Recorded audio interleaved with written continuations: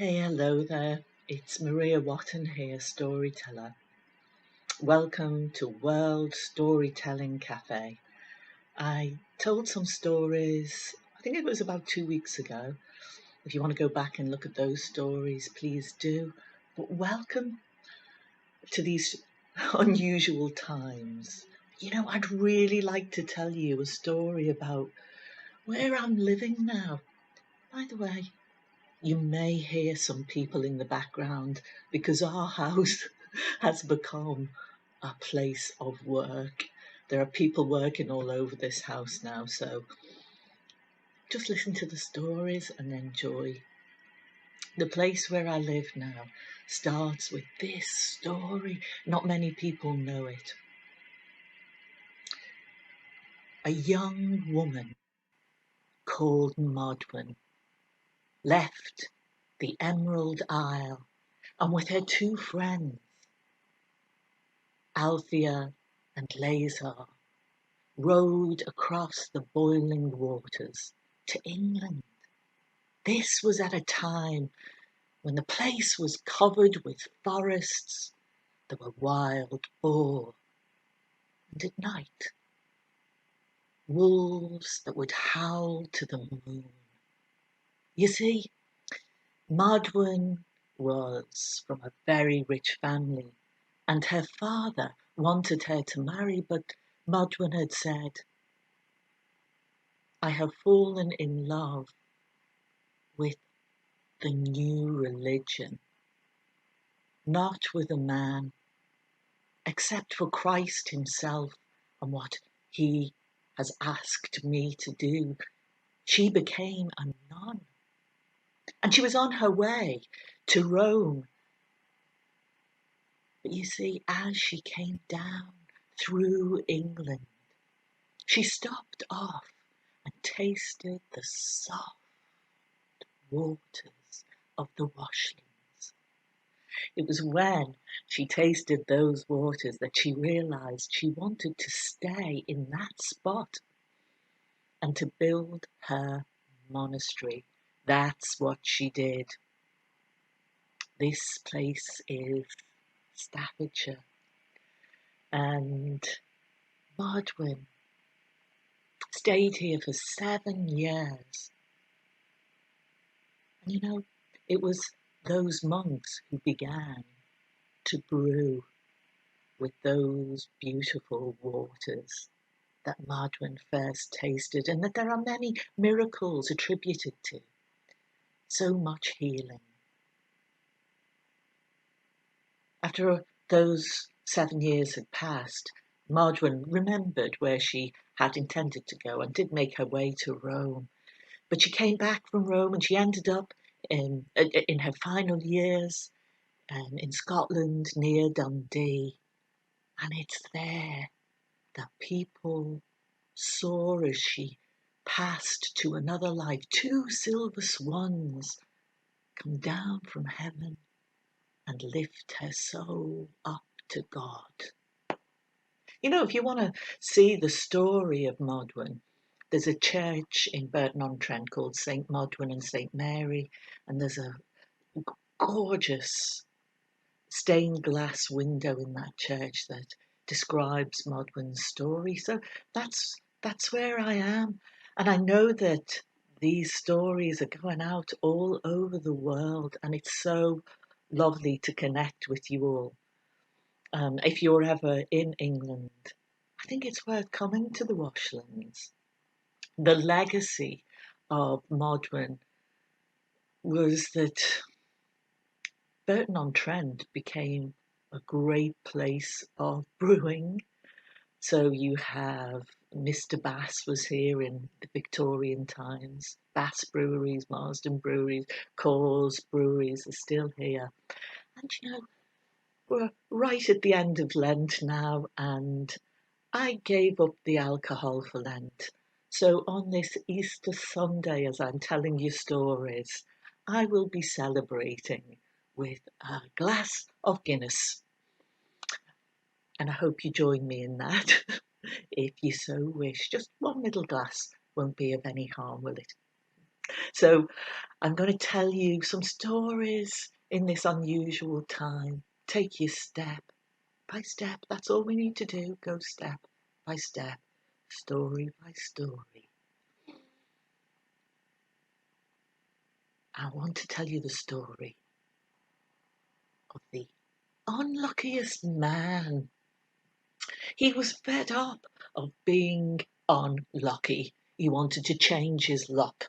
So he thought, I am going to seek out the oracle, the wise woman. I'm going to change my luck. And he travelled for a day, he travelled for a week, he travelled for a month, and he travelled for a whole year.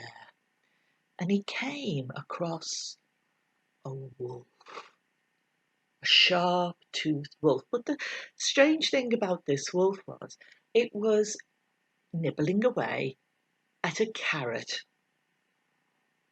The unluckiest man saw the wolf, and at first he was alarmed, but when he saw he was nibbling at a carrot, he talked to him and said, hello, friend, how you doing there? And the wolf said, I'm not doing too badly. Where are you going? The unluckiest man said, I'm on my way to seek out the oracle, the wise woman, because I'm fed up of having such bad luck. What about yourself? Well, stay and I'll tell you, said the wolf. Described himself as a vegetarian wolf and asked the unluckiest man that if he found the oracle, could he tell her about him? Perhaps ask her some advice. And the unluckiest man said, of course, I shall, yes. And he set off. He travelled for a day, he travelled for a week, he travelled for a month, he travelled for a whole year. And he was tired. And he came across a tree and it looked so sad. Its branches were limp. There were just 2 leaves dangling from the end of one of the branches. Its roots were poking out of the soil. And when the unluckiest man leant against that tree, the tree spoke to him. Oh, hello, friend, it said. How are you doing? The unluckiest man said, oh, not great.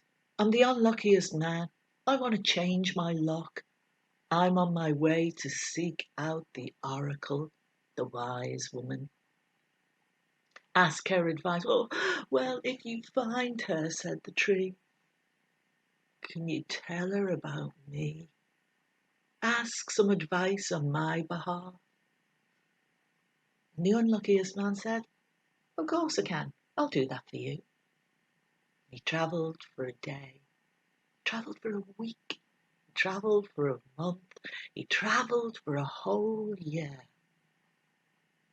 And he was feeling tired and he was feeling thirsty and hungry. So when he saw that great castle with the door wide open, he thought, I'll go inside, see what I can gain from this place. Is there anybody there? Said the unluckiest man as he stepped inside the glorious castle, which dazzled him as it glittered with gold.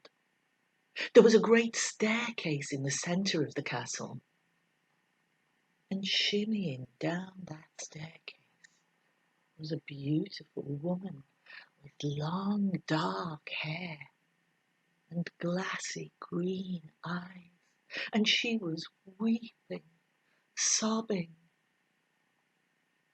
She sat down, beckoning the unluckiest man to sit with her. Can I help you? Said the unluckiest man. Who are you? She said.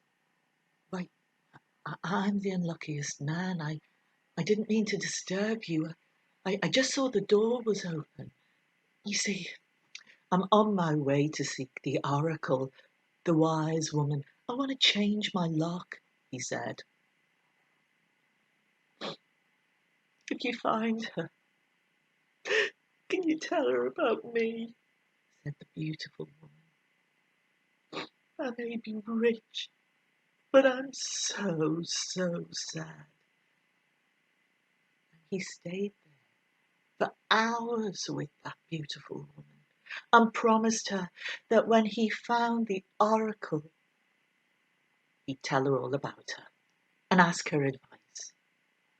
And he left that place and he travelled for a day, he travelled for a week, and he travelled for a month, and he travelled for a whole year. There, in a darkened cave, he found the oracle, the old wise woman, sitting with a shawl around her shoulders. She said, "What is it you want from me?" "I am the unluckiest man," he said, "and I'm fed up of having bad luck. I've been seeking you for so long. Please give me your advice." And the old wise woman gave her advice. And he said to her, "Can I tell you about some of the creatures, the folk I've met along the way?" She said, "Indeed." And so he spent the night there, listening to her advice all night long, and the next morning, with a spring in his step, he set off. He walked for a day, a week, a month, a year. And he found himself back at that great castle, and the door was open, and he remembered the beautiful young woman, and he went inside, and there she was, sitting there. She was still crying, her eyes were red raw. "Do you remember me?" he said. "I do," she said. "Did you find the wise woman?" "I did," he said. "Did you ask advice for me? And did you find out for yourself what you were to do?" "Yes," said the unluckiest man, who had been seeking to change his luck. "Well, regarding you," said the unluckiest man, "the wise woman gave you this advice." "Okay," he said. "Now listen. She said, you're unhappy because you have no love in your life. And the next time you see a handsome young man, well, you're to reach out to him. You're to open your arms to him." The young woman stopped crying. She looked across at him and she opened her arms and she said, "Me, you, it's such good advice." And the unluckiest man said, "Yes." And she said to me that I'm to seize my opportunities. That's how I'll change my luck. And so the beautiful young woman smiled at him and she said, "Stay here with me then." And the man said, "I'd love to, but I'm off to seek my opportunities." He travelled for a day, and he travelled for a week, and he travelled for a month, and he travelled for a whole year. He came back to that sad-looking tree that had not changed except for one leaf. The other one had dropped off. "Did you find her?" said the tree. "Did you find the oracle?" "I did," said the man. "Yes, yes, yes. And I asked advice about you. You know, what the old woman said was, the reason why you can't grow and prosper properly is because you've got two great cases of gold underneath your roots. They need to be removed, and then you'll grow well." "Well," said the tree, "there's a spade just behind me. Dig them out. Help yourself. Take them away with you." And the man said, "Well, I'd love to help, but I'm off to seek my opportunities." And he travelled for a day, he travelled for a week, and he travelled for a month, and he travelled for a whole year. And he came back to the wolf with sharp teeth, who was nibbling on a turnip, when he found him. And the wolf said, did you find the old woman, the oracle? Yes, I did. And you know what she said? She gave me some advice for you. I've not forgotten it. She said, a vegetarian wolf, how ridiculous. Tell that wolf that the next time he sees a big, juicy piece of meat, to eat it whole. And the wolf did. Oh yeah, I didn't tell you, did I, that originally I'm from Liverpool. So if you go back to the stories that I told a couple of weeks ago, I talk about, I grew up in Liverpool, but I'm from a big Irish family. So many of the stories that I tell are Irish stories. And definitely before I finish today, I'll definitely throw in an Irish tale for you. But at the moment I'm thinking, I'm really missing the sea. I'm missing walking along a beach. So I'm gonna tell you a tale. Come with me on this one. That's a sea-based tale. So together we can feel like we're there walking along that beach and hearing the sound of the sea. As the sea goes out of Bonnewick Bay, it leaves behind rock pools studded with starfish and limpets. And it was this beach that Joe would walk along every night after he had finished his fishing. It was a hard job, and he loved to walk along there, just smoking his pipe, relaxing, reflecting, watching the amber sun go down. And on this evening, he heard a voice as he walked along. He couldn't tell where it was coming from and whether it was a child's voice or a woman's voice. But when he looked around, he couldn't see any human being. And he didn't know where to seek out that voice from. He walked towards the voice, he thought, that seemed to be coming from somewhere along the beach, from one of the rock pools, but all he could see was green seaweed. However, as he came closer to that rock pool, he realized that it wasn't strands of green seaweed he was looking at. He was looking at green hair. And that green hair was attached to a woman's head. And when he looked further down,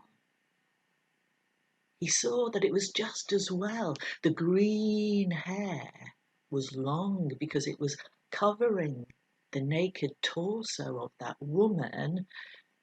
But as his eyes travelled further down, he saw that she didn't have a woman's hips and legs. She had a silver, glistening fish's tail that curled around inside that rock pool. Her eyes were beautiful, like the sea themselves. And she was staring up at him, and she said, please help me. And Joe said, I'd love to help you, but I know what creatures like you do to men like me. And he turned away and he went to walk away. But she pleaded with him, please, she said, if you don't help me, I'll die.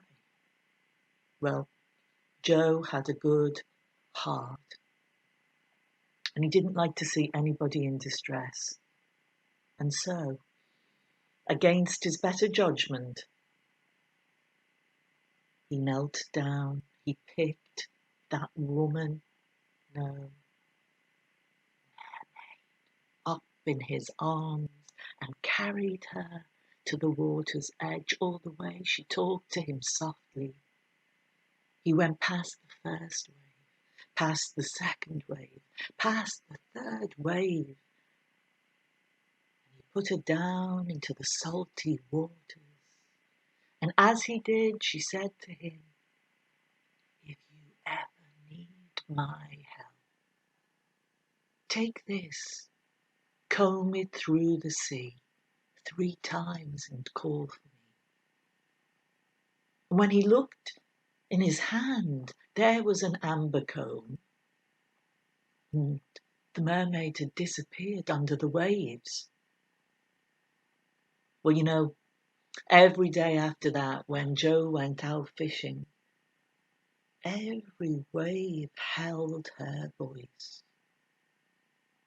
Joe, help.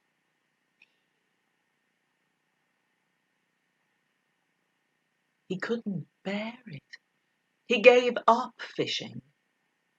He bought a little cottage about a mile inland and spent his days sitting in front of the fire, watching the flames. But even then, in his cottage, when it rained, and the rain tapped against his window pane, each raindrop held her voice, Joe, Joe, Joe, Joe, Joe, Joe. And when the rain fell on his roof and sheets, he could hear her voice calling him, "Help me, help me, help me, Joe. Joe's there." One night, there was a great storm. The other fishermen had gone out to sea. The women and children had hoped for their return, had waited, had gone to the seashore, watched the boiling waves that rose like cathedrals and crashed down in ruins. But the men didn't come back. Then one of the women had an idea. Joe, he has a boat. He knows the sea. And so they ran to his house. They banged on his door and they asked him for help. And Joe, being a good-hearted man, agreed and said, "I will. I'll come and help you." But before he left his house, he took from a drawer an amber comb and put it in his pocket. That night, Joe pulled his boat a mile across dry land and then into the sea, past the first wave, past the second wave, past the third wave. He found each one of those drowning fishermen, pulled them into his boat. One of the women said later that she was sure she saw a woman pulling the drowning fisherman towards Joseph's boat, helping him bring those men into his boat and back to dry land. That night, Joe saved each and every one of those fishermen. The women said to him, "Joe, we can't thank you enough. Come and celebrate with us. Come and have food and drink." "Thank you for saving Daddy," said the children. But Joe just shook his head. And when they went off to celebrate, he stayed there on the seashore and then pushed his boat out into the sea. There was one young girl who had stayed with her lamp held high, who claimed later that this is what she saw: that Joe passed the first wave and the second wave and the third wave. And then a woman with long green hair emerged from the waters, her arms beckoning to Joe.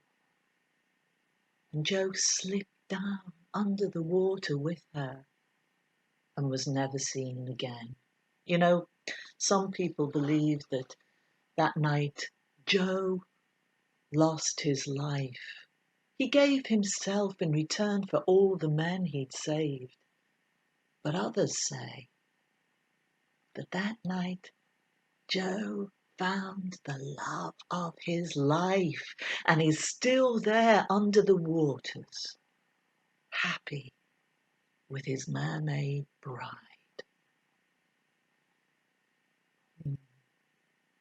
Can you smell the salty sea waters? Let's go step by small step together. Let me tell you one of my favourite stories that my dad told me. This story begins with Finn McCool. I told you some other Finn stories last week. Go back, watch them. You know, if you've a penny or two, please go to my page. There's a facility there where you can put some money in if you wish. These are hard times for storytellers and artists generally. In fact, it's a hard time for us all. However, if you can't afford anything, completely understand. If you can, do. So Finn and his beloved son, Asheen, which I think I might have told you means little dear, are standing at a cliff edge, right on the edge of Ireland, looking out to sea. You see, they're part of the Fianna, so they're protecting Ireland, looking out for invaders, ready to call for help from their warriors. And Finn says to his handsome son, Asheen, "Son, look, they're coming. There's a ship." "No, father," says Asheen. "I don't think you realise how old you've got. Your eyes aren't as good as they were. That is no ship. That, father, is a beautiful woman. Look." And it was a woman with long golden hair on the back of a white stallion. And she was galloping that horse through the sea, which had parted and become walls of water. And then the horse began to ride the air and landed right next to Asheen and Finn. And the men were dazzled by her. She dismounted from that stallion, and the stallion was glittering in the sunshine. Its hooves were silver. The saddle was studded around the edge with red rubies. And she stood before the two men who bowed to her. And they said, "Madam, may we help you?" And she said, "Yes, you can help me, for I have come looking for my husband." "Then we'll find him for you," said Asheen and Finn. "There is no need," said Neve of the golden hair, for that's who she was. "I have found him. He is right here." And she looked directly at Asheen. "You will be my husband, if you wish, and come back with me to the land of Tír and Nog, that we can rule together." Now, Asheen was so happy in that moment because she was gorgeous and she had dignity. And he was already falling in love with her.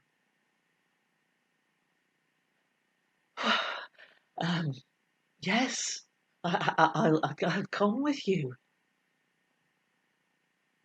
She looked at him, this great warrior, this great poet and storyteller. And she smiled, and they bonded with each other in that moment. "Come," she said, "come onto the back of my horse with me. We'll go together." And he jumped up as quick as anything onto the back of that horse. But before he left with that lovely woman, that magical woman, he stopped and he turned and he looked at his dad, Finn McCool, and he said, "Oh, Father, goodbye, but I will return." Finn knew that this was the moment that we all experience, that moment when we grow up, when we become adults, and we go to live our own lives and say goodbye to our parents. And that's how things are. And Finn said, "Son, you have my blessing." And he waved. And Asheen waved. And that horse galloped to the edge of the cliff and galloped through the air. And down it went into the waters, and the waters parted. And they galloped and galloped. Machine saw those shimmering watery walls, and the horse began to ride the air, and for 3 whole days that magical horse galloped through the clouds until they came to the golden gates of Tir na nog. And the gates began to open, and carrying on the soft breeze was a sound that Asheen had never heard before. It was the sound of people singing in harmony. It was beautiful. The sound of a harp playing. And he saw a host of young people who were smiling, welcoming him inside. And as he walked into the land of eternal youth, Tir na nog, he saw that all the castles there were glittering gold. All the fields were full of flowers. You know, he was in love with Neil, and he had everything he wanted. If he was hungry, he'd only have to think of the food he wished for, and it would be there in front of him, a feast. If he was tired, he'd only have to close his eyes and rest his head, and a pillow stuffed with soft feathers would appear. Everything he wanted was right there for him whenever he wanted it. But you know, Asheen was a warrior, and he was an adventurer, and if you have everything you want whenever you want it, you might start to get a little bit bored. Asheen did. He was full of the love of need, but he wanted to do good. And he said to his wife, "It's not just that, my love, but I miss my dad. I want to go back to Ireland just to see him, to see his face." And she said, "I love you, so I let you go. Take my horse. Just promise me that you will not set foot on Irish soil. Stay on the horse and you will be safe." And she kissed him passionately. And he left Tir na nog, the golden gates opening, and once more he was in the clouds. And the horse was riding, riding, down it went, and the waters parted for them. And he rode through those watery walls and up into the air and down onto the cliff edge, and they galloped and galloped and galloped. Something was different, though. The green world of Ireland seemed greyer.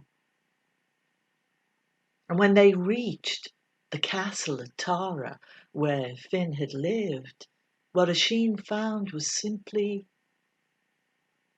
ruins. Oisin couldn't understand what was happening. He heard some men in the distance, and he turned. There were 4 men carrying a great marble slab. Struggling with it they were. Oisin turned to them and he shouted across and he said, "Excuse me, I've come to see my father. Do you know him? His name is Finn McCool." They began to laugh. One of them shouted across and said, "Finn McCool, he died 300 years ago." Oh, Oisin's heart sank.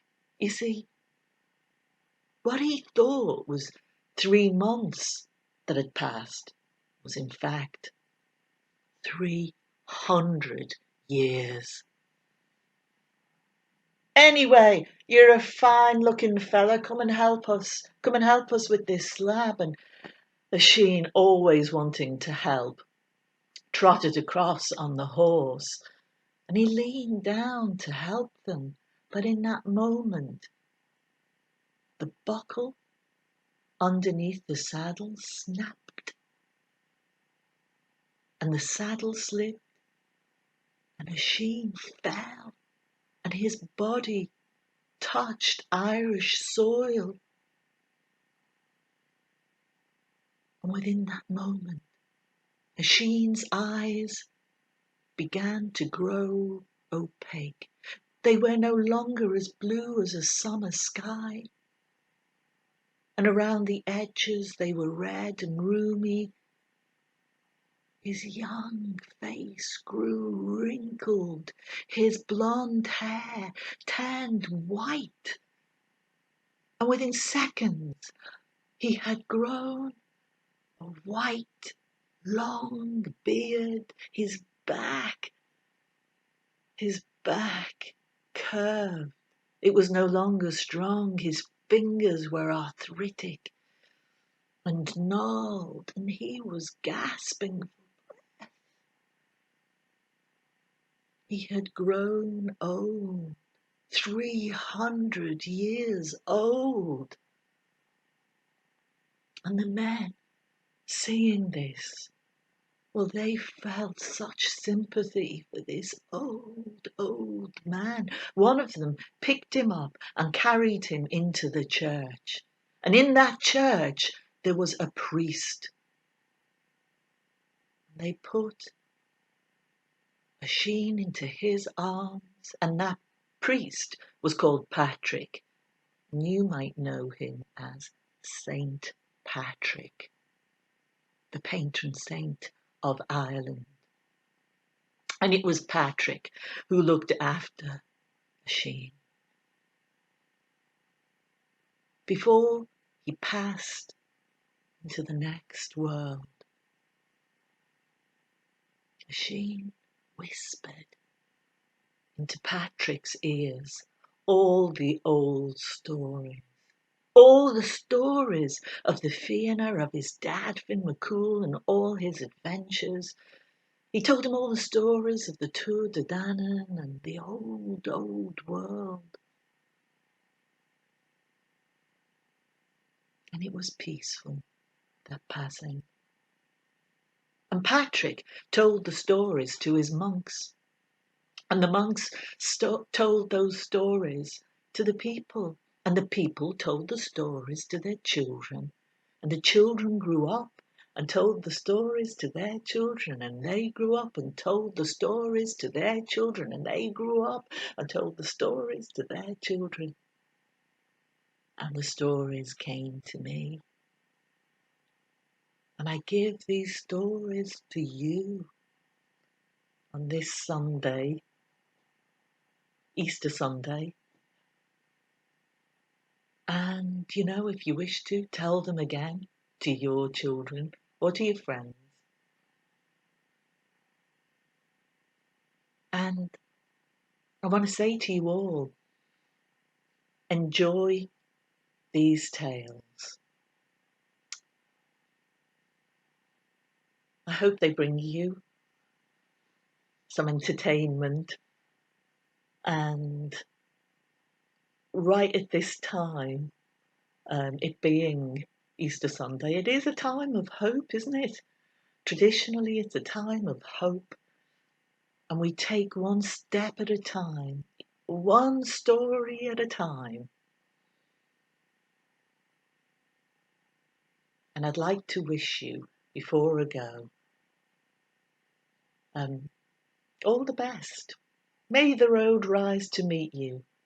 And a final cheers to Modwin, who came here all those years ago and started the brewing industry. Because I think it's time for me now to go away and celebrate with a little tipple. I hope to see you again very soon and tell you some more stories and enjoy all the other tellers here from all around the world. Aren't they just fantastic? God bless. Bye from Maria. See you soon.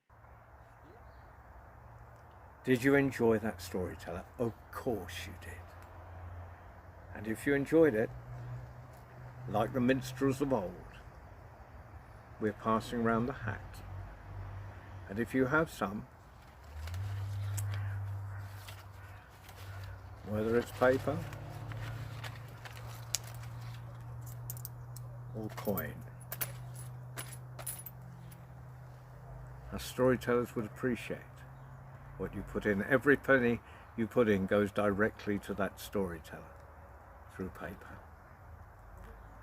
All you have to do is go to worldstorytellingcafe.com. Click on today's stories or click on that storyteller and there'll be a hat below the story. And you can just drop a little in that hat. Well, thank you for listening. And if you can afford it, we'd appreciate it.